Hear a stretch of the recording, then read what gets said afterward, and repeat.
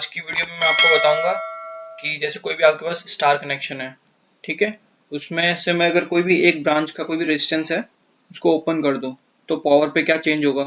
वैसे ही सिमिलरली अगर कोई डेल्टा में मैं किसी भी एक ब्रांच को ओपन कर दूं तो उसकी पावर में क्या चेंज होगा, वो मैं आपको बताऊंगा इस वीडियो में। तो चलिए स्टार्ट करते हैं। तो फर्स्ट पहले हम देखते हैं कि स्टार में कैसे वेरी होती है पावर। ठीक है, देखो स्टार फर्स्ट, देखो पहले स्टार कनेक्शन में बना देता हूँ।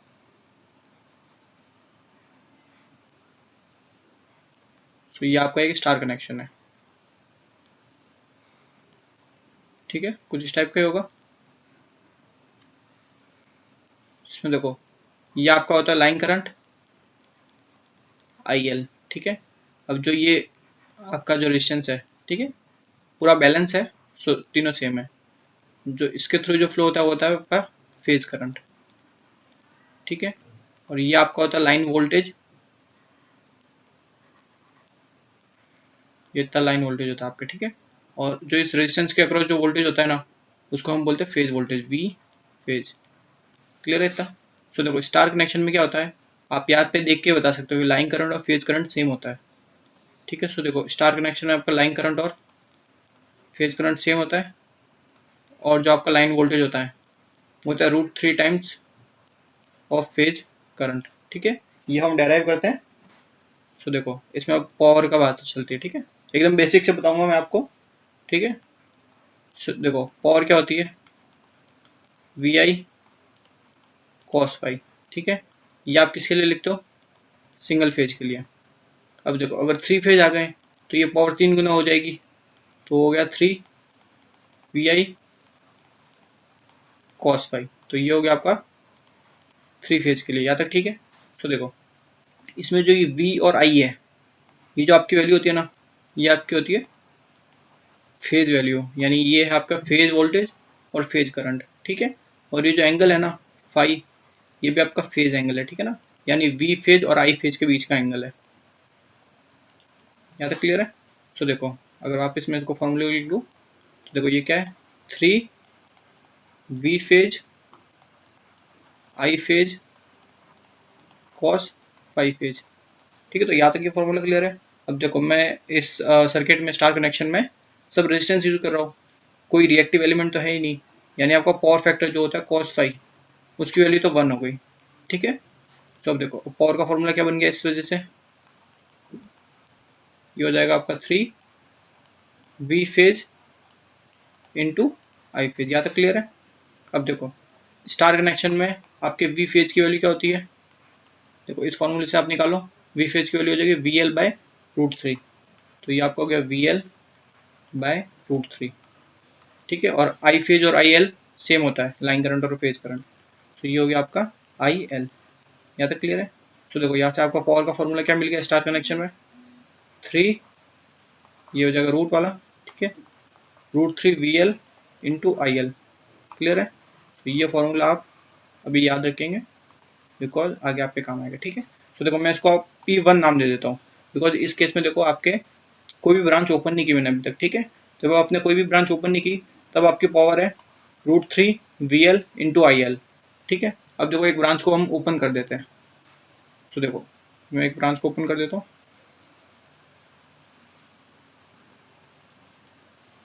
तो ये जो देखो ब्रांच थी ना, मतलब ये वाला जो रेजिस्टेंस था, ये मैंने ओपन कर दिया, या फिर ऐसा समझो किसी फॉल्ट के कारण ये ओपन हो गया, ठीक है। तो अब देखो ये सर्किट कुछ स्टार कनेक्शन जो था वो इस तरह का हो जाएगा। ये आपका होगा VL वोल्टेज, यानी लाइन वोल्टेज होगा, ये आपका होगा लाइन करंट, ये आपका फेज करंट, ठीक है। या रेजिस्टेंस, या रेजिस्टेंस, ये आपका 0 हो गया। यहाँ तक क्लियर है। अब देखो ये एक सिंगल फेज बन गया ना, ठीक है, देखने से आपको पता चल रहा होगा ये पूरा एक सिंगल फेज बन गया, ठीक है। तो इसमें देखो अगर आप पावर अब लिखोगे तो क्या होगी, VL इंटू IL, बिकॉज देखो अब 3 फेज नहीं रहा, ये पूरा एक सर्किट एक सिंगल फेज बन गया, ठीक है। इसलिए VL इंटू IL, यानी total voltage into total current, total power आ जाएगी आपके पास, ठीक है। सो ये हो गया पावर P2 जब आपने ओपन किया ठीक है ब्रांच को, तो अब देखो आपका जो लोड था उसमें रिडक्शन कितना हुआ, कितना कम हुआ आपको लोड, तो वो देखते चलो। तो परसेंटेज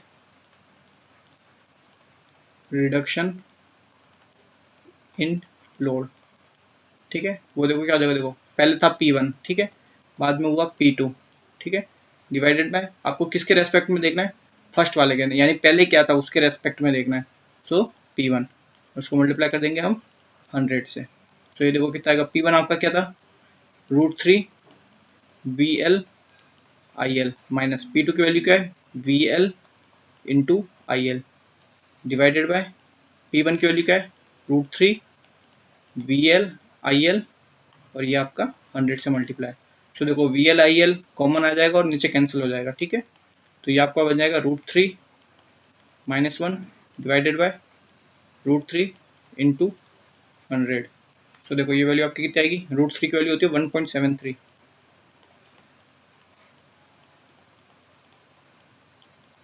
ये आ गया।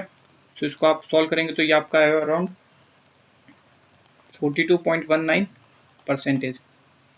ठीक है, सो आपको अगर आप बुक्स में देखोगे या फिर कोई भी अगर आप MCQ सॉल्व कर रहे हो किसी पर्टिकुलर एग्जाम में, तो उसमें आपको ये वाला ऑप्शन नहीं मिलता ठीक है, वहाँ पे आपको मिलता है 50% वाला ऑप्शन, 50% आपका लोड रिड्यूस होगा ठीक है। एक्चुअल में होता इतना है 42.19%, बट आपको अगर MCQs वगैरह आप कहीं पे भी देखते हो क्वेश्चंस वगैरह, तो उसमें 50% ऑप्शन होता है ठीक है, तो हम मोस्टली हम 50% पे ही टिक करते हैं ठीक है एग्जाम के अकॉर्डिंग, बट होता कितना है 42.19% आपका लोड रिड्यूस होता है, समझ रहे हो। तो देखो अगर इतना लोड रिड्यूस हुआ है ठीक है, तो बचा कितना, अभी 50% बच गया ना, तो अब यानी क्या होगा इसमें, देखो ये नोट लगा के इस पॉइंट को आप लिख लो ठीक है। In star connection, in star connection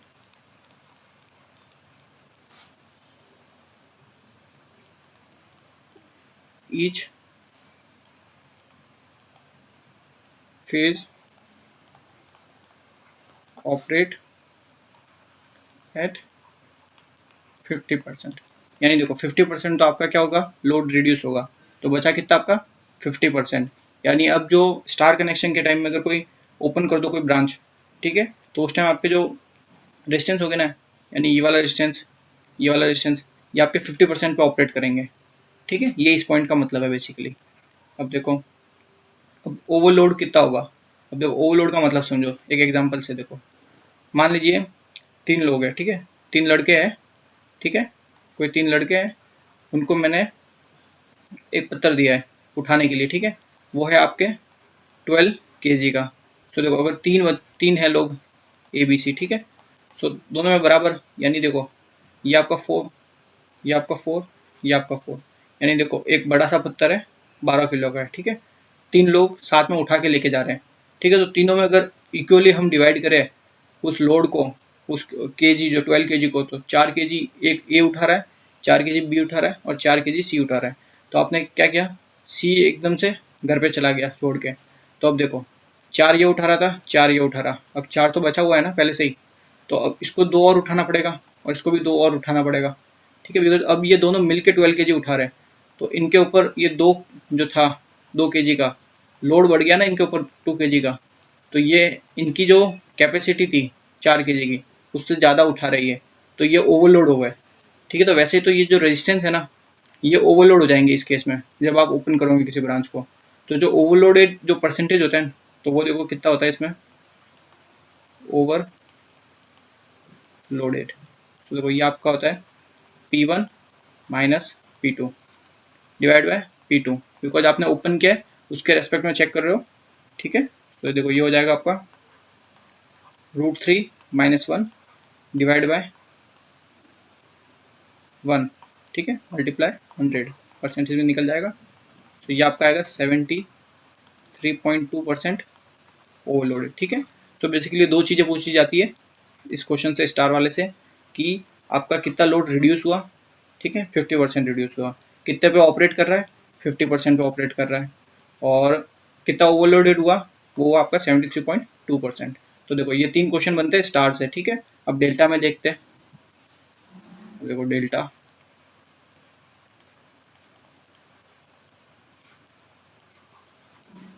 देखो डेल्टा कनेक्शन कुछ इस तरह का होता है।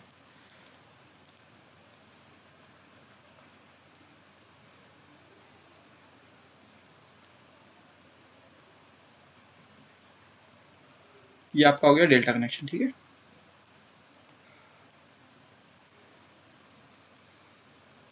इसमें देखो ये आपकी लाइन वोल्टेज होती है और ये जो रेजिस्टेंस है आर आर आर, ये जो रेजिस्टेंस के अक्रॉस जो वोल्टेज होता है वो होता है आपका फेज वोल्टेज, ठीक है। ये आपका होता है लाइन करंट, ये आपका होता है फेज करंट। तो यहाँ पे देखो डायग्राम में देख के बता सकते हो कि VL और V फेज सेम है, ठीक है। तो आपके डेल्टा कनेक्शन में क्या होता है कि लाइन वोल्टेज और फेज वोल्टेज सेम रहता है, यहाँ तक क्लियर है। और जो लाइन करंट होता है वो आपका होता है √3 times of I phase current, ठीक है। ये दोनों चीज़ आपकी डेल्टा में होती है। सो देखो पावर का फॉर्मूला आपने देखा था, क्या आता है √3 VL IL cos फाई, ठीक है। तो देखो cos फाई तो इस केस में 1 हो जाएगा बिकॉज रेजिस्टेंस है सब। तो देखो अगर पावर को मैं लिखता हूँ ये सब लाइन वोल्टेज की टर्म में, मैं इसको अगर फेज वोल्टेज की टर्म में लिखूंगा तो देखो क्या आएगा √3, ठीक है। VL की वैल्यू V फेज के इक्वली होती है, बची IL। लाइन करंट क्या होता है √3 टाइम्स आई फेज करंट, तो ये √3 टाइम्स आई फेज करंट, ठीक है। और cos फाई की वैल्यू 1 बिकॉज रजिस्टर है सारे। तो P की वैल्यू ऐसे देखो क्या आई 3 V फेज आई फेज, यहाँ तक क्लियर है। अब देखो इसको मैं P1 नाम दे देता हूँ। ये आपको पावर कब मिली है जब आप बेसिकली ओपन नहीं किया आपने कोई भी ब्रांच, ठीक है। अब देखो किसी एक ब्रांच को हम ओपन करते तो देखो क्या फर्क पड़ता है। ये आपका सर्किट है, ठीक है। और आपने क्या किया, ये वाले रेजिस्टेंस को आपने ओपन कर दिया, ठीक है। तो देखो सर्किट कुछ इस तरह का बन जाएगा, क्लियर है। ये आपका लाइन वोल्टेज, ठीक है। ये आपका फेज वोल्टेज, ये आपका लाइन करंट, ये आपका फेज करंट, ठीक है। और ये आपका अगेन लाइन करंट, यहाँ तक क्लियर है। दोनों रेजिस्टेंस आर है, ठीक है। सो देखो पावर क्या होगी इस केस में, पावर जो होगी वो होगी P2, ठीक है। P2 मैंने नाम दे दिया। सो देखो पावर का फॉर्मूला क्या है √3 VL IL, ठीक है। cos फाई की वैल्यू 1 है। सो देखो अब यहाँ पे P2 इक्वल्स टू √3। अब देखो यहाँ पे आप देख के बता सकते हो कि लाइन वोल्टेज और फेज वोल्टेज तो सेम है। सो ये हो गया V फेज, यहाँ तक क्लियर है। अब देखो यहाँ पे ये जो करंट है फेज करंट, देखो ये इस रेजिस्टेंस के थ्रू फ्लो हो रहा है, ठीक है। और यहाँ से बाहर आ रहा है। तो देखो लाइन करंट और जो फेज करंट है वो बोथ दोनों ही आपके सेम है, ठीक है। इसके लिए ऐसे चलाओ, देखो ये आई फेज और IL, ठीक है, दोनों ही करंट सेम है। तो ये हो गया आपका आई फेज, यहाँ तक क्लियर है। अब देखो पावर में चेंज कितना हुआ, सो P2 बाय P1 करता हूँ तो देखो कितना होगा, P2 की वैल्यू कितनी है 3 V phase divide by I phase, ठीक है। फिर √3 V फेज आई फेज, तो देखो V फेज और ये सब कैंसिल हो गया। ये आपको कितना मिलेगा, एक सेकेंड यहाँ पे गड़बड़ हो गई, ये होगा √3, ये होगा 3, ठीक है।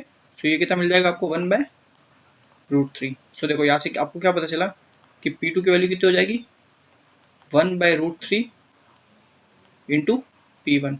और ये जो 1/√3 है ये वैल्यू होती है आपकी 0.577, ठीक है। 577 मल्टीप्लाई P1 कर देंगे। तो देखो इसका मतलब समझो क्या है। इसको अगर मैं परसेंटेज में लिखना चाहूँ तो देखो ये इतनी होगी P2 equals to 57.7% of P1। तो देखो इसका मतलब क्या है कि जैसे देखो जब आपने कोई ब्रांच ओपन नहीं की तब मान लीजिए आपकी जो पावर थी वो कर रहा था 100 वॉट जब कोई ओपन नहीं किया, ठीक है। अब जब आपने किसी भी एक ब्रांच को ओपन कर दिया तो जो आपकी पावर है ना वो हो जाएगी 57.7, ठीक है, ऑफ कितना 100। तो देखो 100 का 57.7% कितना होगा 57.7 वॉट, ठीक है, तो इस केस में वो कितना कंज्यूम करेगा अब 57.7 वॉट। सो देखो पावर इसमें 100 थी, इसमें 57.7 हो गई। सो कितना काम कितना कर रहा है, ईच फेज आपका 57.7% काम कर रहा है। ठीक है, और ओवरलोड कितना हो जाएगा, जो स्टार में जो ओवरलोड होता है ना वो इसमें होता है। ठीक है, दोनों में सेम होगा। आप जो फॉर्मूला मैंने बताया वो लगा के चेक कर लेना, उतना ही आएगा। ठीक है, वो ये आएगा 73.2%। सो देखो इसमें जो फेजेस है वो ऑपरेट तो कर रहे कितने 57.7% पे ऑपरेट हो रहा है। ठीक है, तो रिडक्शन कितना हुआ लोड में, तो रिडक्शन इजी है, 100 में से ये वाला परसेंटेज माइनस कर दो, उतना आपका रिडक्शन हो रहा है लोड में। तो देखो 100 माइनस 57.7%। ठीक है, ये आपका कितना आएगा अराउंड 42.3%। ठीक है, तो इतना लोड आपका क्या हो रहा है, रिड्यूस हो रहा है। ये आपका लोड रिड्यूस हो रहा है और इतने परसेंटेज पे आपका ये ऑपरेट हो रहा है। ठीक है, सो देखो 2 पॉइंट मैं आपको लिखवा देता हूँ। बेसिकली जो कंक्लूजन है इस वीडियो का वो मैं आपको लिखवा लेता हूँ, वो आप नोट कर लो। सो देखो फर्स्ट पॉइंट क्या है, if one phase becomes out of service, यानी कोई भी एक फेज था वो आउट ऑफ सर्विस हो गया, यानी वो एक ब्रांच कोई भी ओपन हो गई। ठीक है, किसमें, इन स्टार कनेक्शन में। ठीक है, देन remaining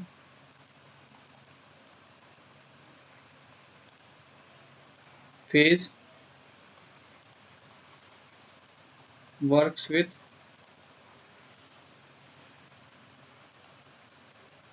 power of 50%, यानी वो 50 जो रिमेनिंग जो फेज है ना वो 50% पावर पे काम करेंगे एंड, और वो ओवरलोड कितने हो जाएंगे 73.2%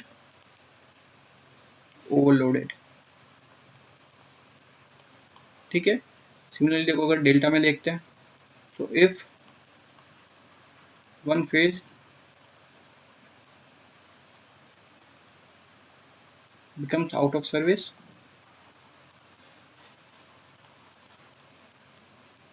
in delta connection, then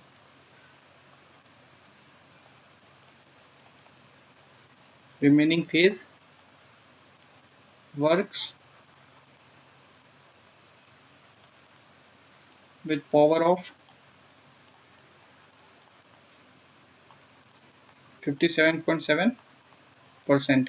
ठीक है, एंड 73.2% ओवरलोडेड। ठीक है, सो ये दोनों ही पॉइंट आपके लिए इंपॉर्टेंट पॉइंट है। ठीक है, बिकॉज क्वेश्चन बनेंगे तो यही बनेंगे कि कितने परसेंटेज पे अब वो रिमेनिंग फेज ऑपरेट करेंगे। ठीक है, दोनों ही केस में, और कितने परसेंट ओवरलोड हो जाएगा सर्किट। ठीक है, सो बस आज के लिए इतना ही। So thank you very much.